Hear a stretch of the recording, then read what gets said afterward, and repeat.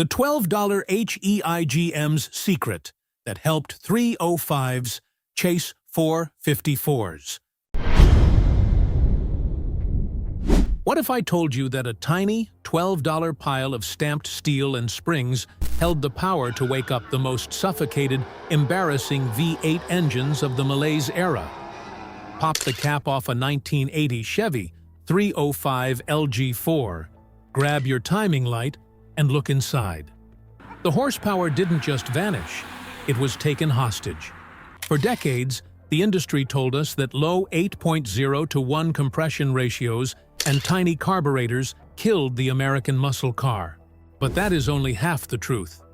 The real warden of Detroit's mechanical prison was a pair of obscenely stiff springs buried deep inside GM's HEI distributor. They were engineered to intentionally retard your ignition timing, baking the exhaust manifolds just to appease the EPA's mathematically rigged FTP75 emissions maze. Today, we're exposing the back-alley recurve trick that defeated federal regulations and gave the V8 its heartbeat back. If you love uncovering these hidden engineering loopholes, hit that like button, subscribe to our channel, and drop a comment below. What's the worst Malaise Era V8 you've ever had to tune? In 1970, President Richard Nixon and Senator Edmund Muskie slammed the gavel on the Clean Air Act, demanding an impossible 90% reduction in nitrogen oxides. For Detroit engineers, this wasn't just a policy shift, it was a physical impossibility. To make maximum horsepower, a spark plug must fire precisely at MBT, minimum advance for best torque. This maximizes cylinder pressure immediately after the piston passes top dead center. The fatal flaw? An MBT pushes combustion temperatures past 2,500 degrees Fahrenheit, violently fusing nitrogen and oxygen into NOx. Detroit's desperate answer was mechanical sabotage, massively retarded ignition timing. But they didn't do it blindly. They were building engines to beat a legal algorithm, the EPA's FTP75 test procedure. This grueling maze required cars to crawl at an average of 21.2 miles per hour, heavily weighted on a brutal 505-second cold start phase. To force the new catalytic converters up to operating temperature instantly, engineers retarded the spark so late that the air-fuel mixture was still violently burning as the exhaust valves opened. They intentionally transformed V8 engines from power plants into blast furnaces, dumping thermal energy directly into the manifolds instead of pushing the pistons. The dyno sheets are a crime scene. A 1970 Chevy 350 LT1 hit a massive 36 degrees of total advance by a usable 2,500 RPM. 10 years later, a 1980 Chevy 305 LG4 was strangled to a pathetic 4 degrees of initial timing, with its 26-degree total advance locked away at a screaming 4,600 RPM, an engine speed the FTP75 test almost never reached. The engine was legally barred from ever finding its own sweet spot. In 1974, General Motors rolled out what should have been the ultimate hot rodder's dream, the high-energy ignition, or HEI. This wasn't some weak old-school points setup. It was a 50,000-volt powerhouse. It threw a spark so hot that engineers could blow the spark plug gap wide open to 0.060 inches just to light off the lean, smog-choked fuel mixtures of the era. But if you popped the cap off and looked underneath that brilliant electronic coil, you'd find a mechanical prison. To keep the EPA off their backs, GM completely neutered the centrifugal advance. Inside the distributor sat a set of weights clamped down by springs so absurdly stiff they fought Newton's laws of centrifugal force. Look at the factory specs for an early 80s Chevy 305 LG4. The initial timing was choked down to a miserable 4 degrees before top dead center.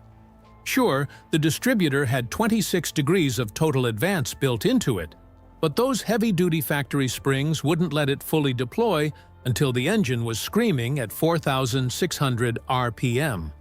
Here is where the real tragedy kicks in. You have to look at the camshaft. The Malaise Era cams were ground with painfully low lift and short duration to kill valve overlap, while the EGR system continuously pumped dead, inert exhaust gas back into the intake manifold. Because of that restrictive cam, the engine was physically gasping for air by 4,000 RPM. Yet, its optimal ignition timing was held hostage at 4,600 RPM. And it was a mismatch of epic proportions. A 50,000-volt lightning bolt forced to fire completely outside the engine's usable power band. But Detroit's engineers weren't stupid. They knew driving a V8 with severely retarded timing in heavy traffic would boil the coolant in minutes. To keep engines from melting down, they quietly engineered a mechanical escape hatch, the thermal vacuum switch, or TVS. On paper, the EPA classified the TVS as an emissions control device. In reality, it was a mechanical traitor. During normal driving, the TVS routed ported vacuum to the distributor, keeping the timing retarded and totally legal. But the moment coolant temperatures hit a dangerous 220 degrees Fahrenheit, a bimetallic spring inside the valve snapped open. It instantly bypassed the emissions routing, slamming direct manifold vacuum straight to the distributor. Sitting at idle, the ignition timing would violently jump forward 10 to 15 degrees. The combustion process suddenly finished inside the cylinder instead of the exhaust manifold, and coolant temps plummeted 15 to 20 degrees in seconds. Detroit literally used the engine's own overheating as a legal excuse to override federal emissions and return to its optimal timing. While factory engineers hid behind thermal switches, two brothers in Arizona found a way to tear the rulebook apart completely.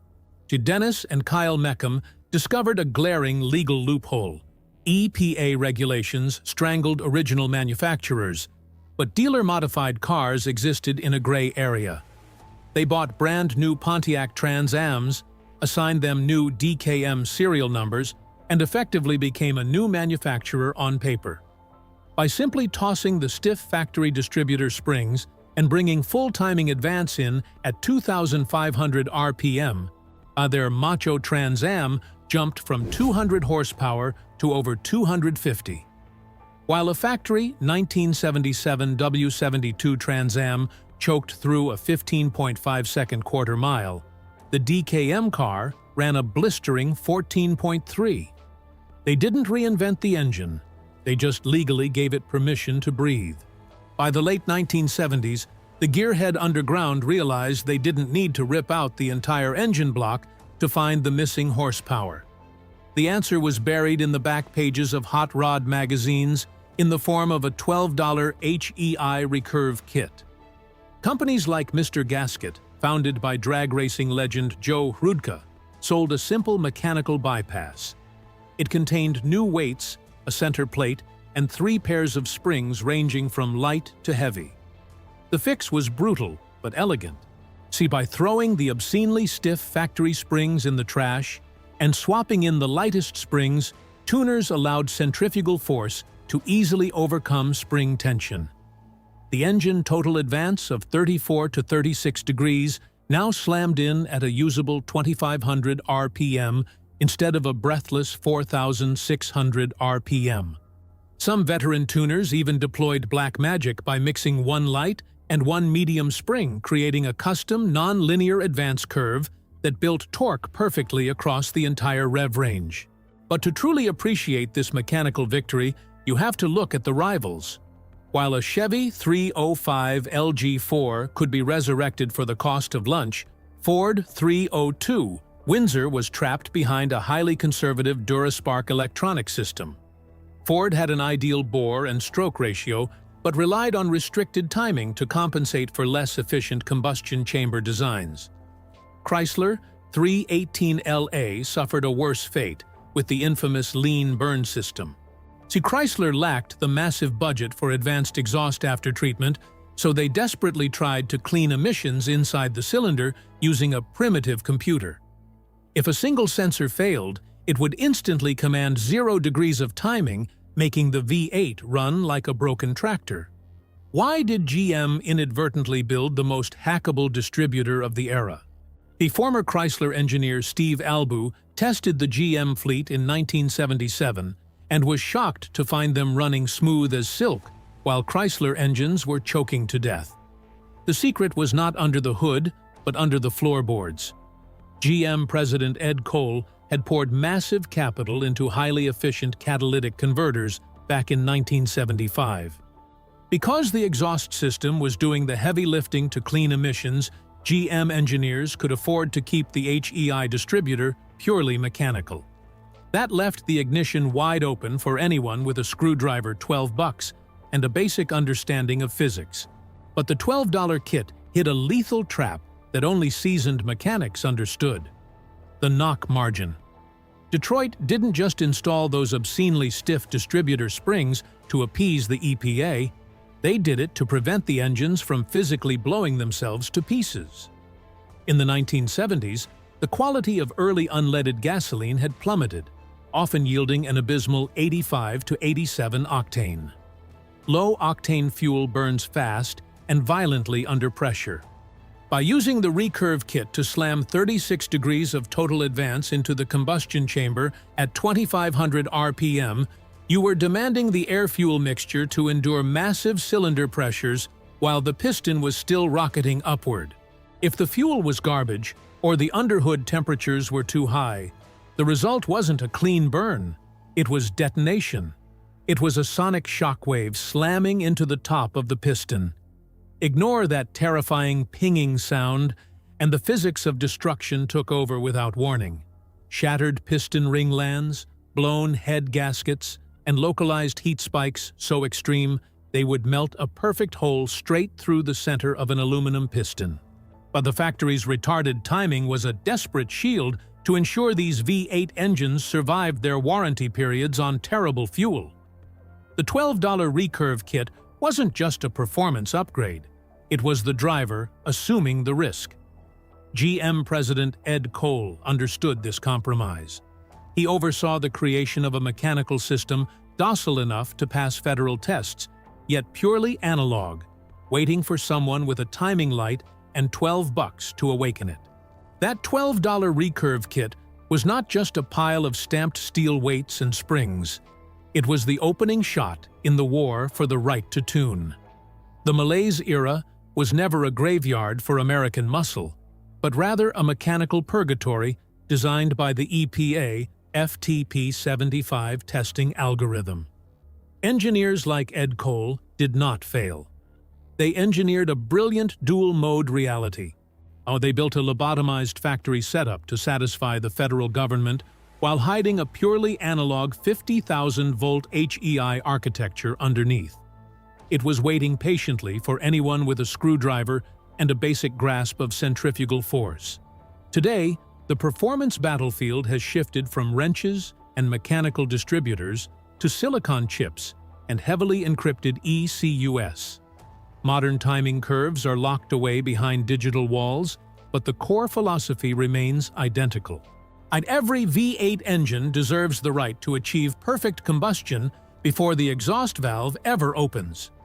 If you enjoyed this deep dive into mechanical history, hit subscribe and share this with a fellow gearhead. Let me know in the comments below. Do you think we are losing the right to tune in today? Era of locked ECUs and electric vehicles?